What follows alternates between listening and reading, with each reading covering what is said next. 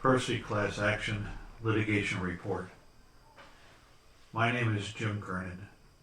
I am the attorney for the Percy class. First question, who is the Percy class? The Percy class is Black or Spanish-surnamed persons who are capable of performing or are capable of learning highly skilled occupations and are ready, willing, and able to work, learn, and earn. If this is you, you may be entitled to compensation and relief as a member of the Percy class, entitled to lost wages, lost opportunity, and relief enforcing a demonstrated alternative employment practice. This class has been certified by the federal court. Those details are here in this memo. What is the Percy class asking for? Simply to recover monetary damages arising out of a failed settlement of a case where affirmative action, apprenticeship, and employment was awarded to the Percy class, which failure continues to date because it remains on the books of the New York rules and regulations, but it is illegal and unenforceable. The state of New York offered to settle the case with the Percy class by the issuance of Governor's Executive Order 45. But the courts later declared Executive Order 45 as illegal and unenforceable, thus causing the damages described here to the Percy class. It was the actions of the state.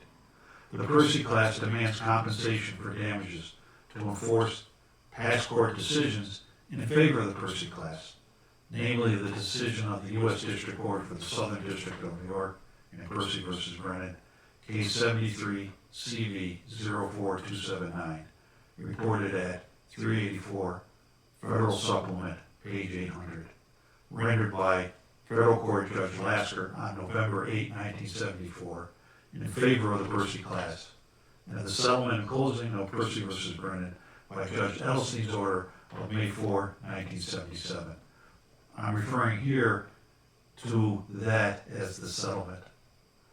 This is the modern day version of Lincoln's realistic view about reparations.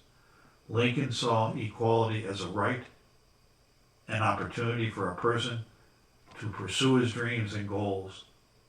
Reparations were envisioned by Lincoln on April 11, 1865, 3 days before he was assassinated, when during his last speech, barely 10 minutes on the lawn of the White House, Lincoln introduced the complex topic of Reconstruction, during which he twice identified paid apprenticeship for freed people as a means for freed people to survive and prosper.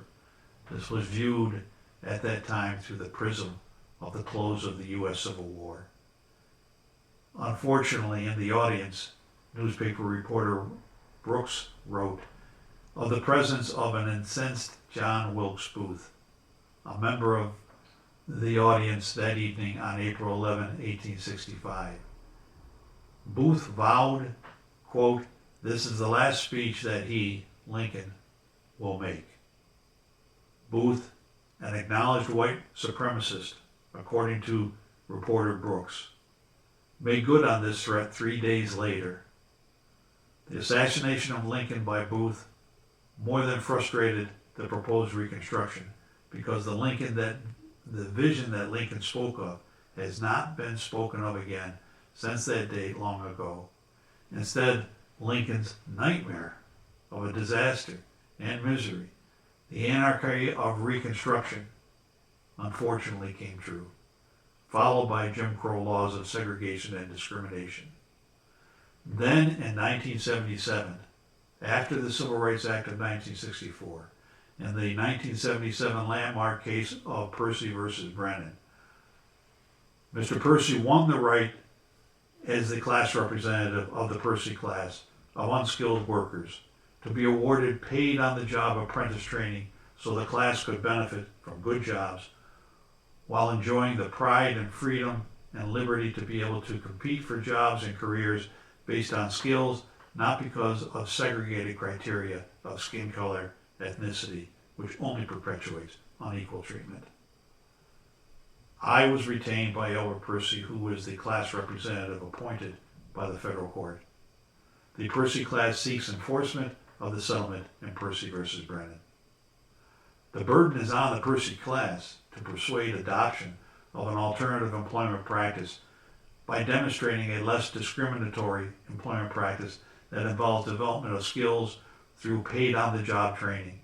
The authority to demonstrate this is Title VII of the Civil Rights Act of 1964, which was amended in 1991 at 42 U.S. Code 2000E2. This was supposed to implement the settlement of the Percy Class Action. Now we need to revisit the implementation and enforcement of the failed settlement of Percy versus Brennan. The settlement failure was caused by the state of New York's actions or failure to act, compounded by the state's misrepresentation in failing to notify the court and the Percy class of the failure of the settlement. New York State then actively continued to interfere. The state of New York caused and continues to cause injury and damage to the Percy class. The settlement provided to this Percy class failed, yet it continues to remain as law on the books and the regulations of the state of New York. But in fact, it failed. New York State Supreme Court and the New York State Court of Claims is the most appropriate court to enforce the settlement of Percy versus Brennan because of its general jurisdiction. The settlement can only be enforced against the state as a breach of a settlement contract. The only place to bring that settlement for enforcement is state court. Continuation of the federal court case of Percy versus Brennan is not fruitful. It was dismissed under Rule 41B because of limited federal court jurisdiction over the settlement. Fortunately, the dismissal does not have preclusive effect to interfere with bringing a class action by the Percy class for enforcement of the settlement in state court.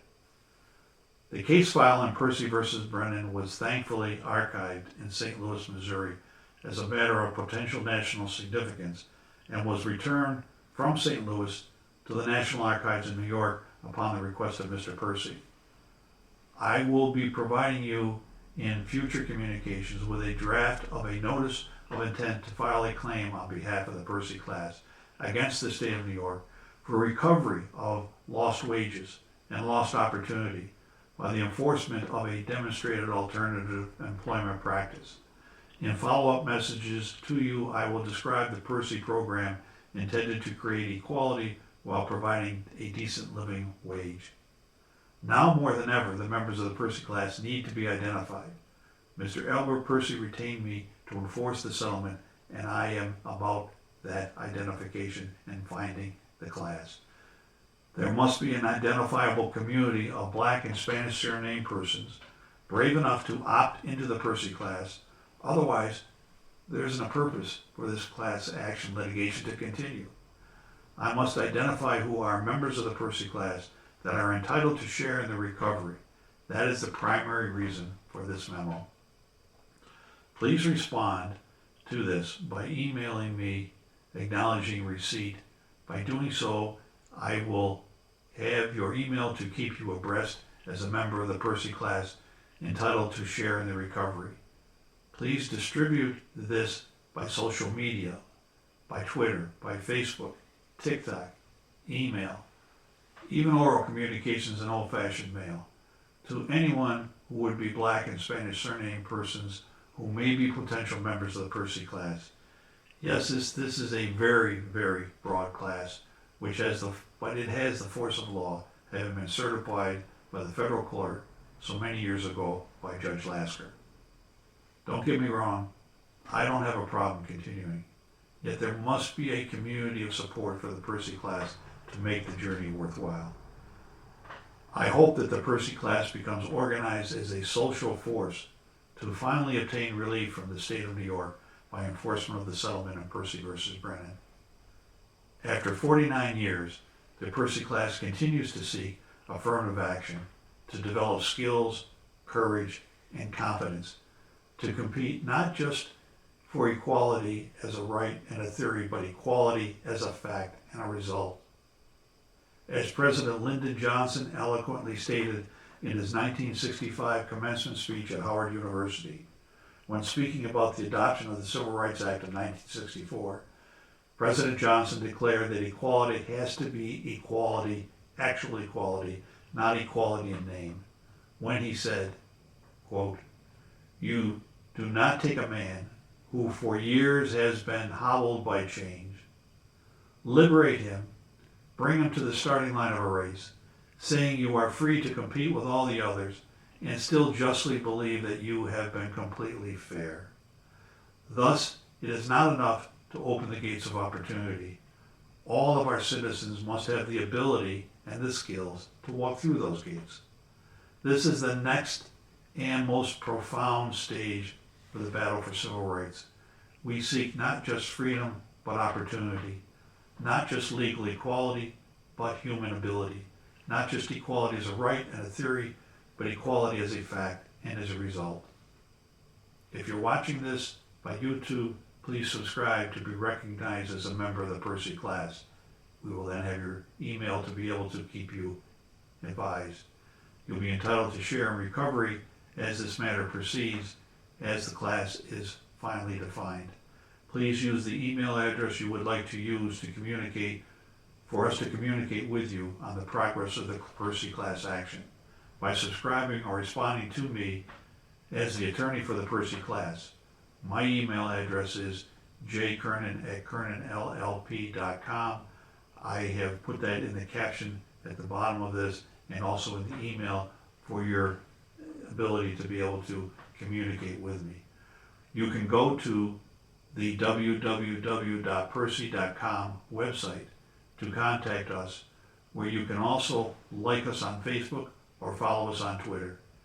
If you give us permission, your email responses will be included in testimonials at the percyclass.com website. Please help the Percy class by emailing your testimonial and allowing us to post it. The Percy class is trending as #reparations. Godspeed, take care, and be safe. Thank you, and speak again with you soon.